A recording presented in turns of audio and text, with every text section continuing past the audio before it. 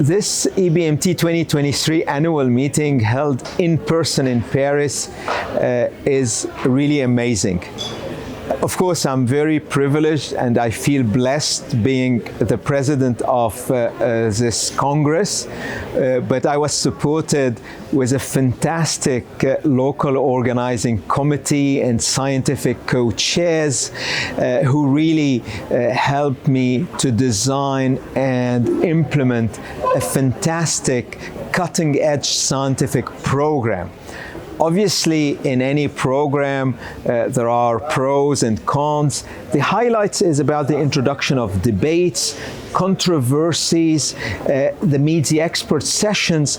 But if you're asking me about one thing that is becoming really very important, is clearly the cellular therapy track and sessions, which are becoming extremely popular. Rooms are overcrowded, so we have now actually in the EBMT registry reached the level of more than 5,000 cases of CAR T-cell patient reported, which is really a fantastic milestone. We have data in different lymphoma categories showing that CAR T-cells are really improving patient outcome, and they are likely replacing, for instance, auto-transplant and even allotransplant. So this is extremely important. We've seen advances in the field of acute lymphoblastic leukemia, but also in multiple myeloma. The other important aspect that I would like to emphasize is that we've seen at the presidential session the report about a phase 1 trial using allogeneic CAR T-cells off the shelf with an excellent efficacy and safety profile. And this is really very significant, very important to us in the field, because although we are believers in the autologous benefit of CAR, in the autologous CAR T-cells and their benefit, but we need to bear in mind that for autologous CAR T-cells, you need a bridging therapy, so that takes time, and there's no consensus on the bridging therapy. You need some time to manufacture these CAR T-cells, and some patient may not be able to wait long enough to receive them.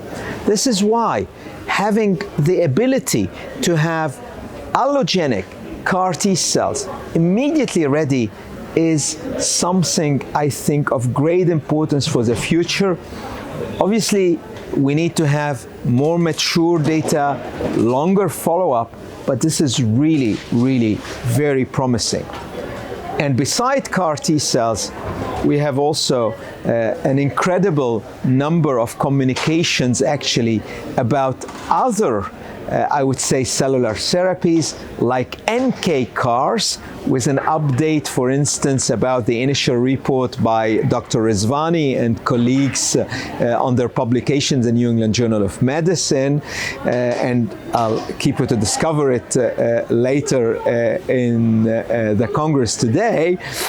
But also we have discussions about the gamma delta T cells. Also, there is a whole story about the advent of CAR T cells. So I'm coming back to the CAR T cells in autoimmune diseases. So you can see it's a true open boulevard of innovations for immune therapy, especially cellular immune therapy.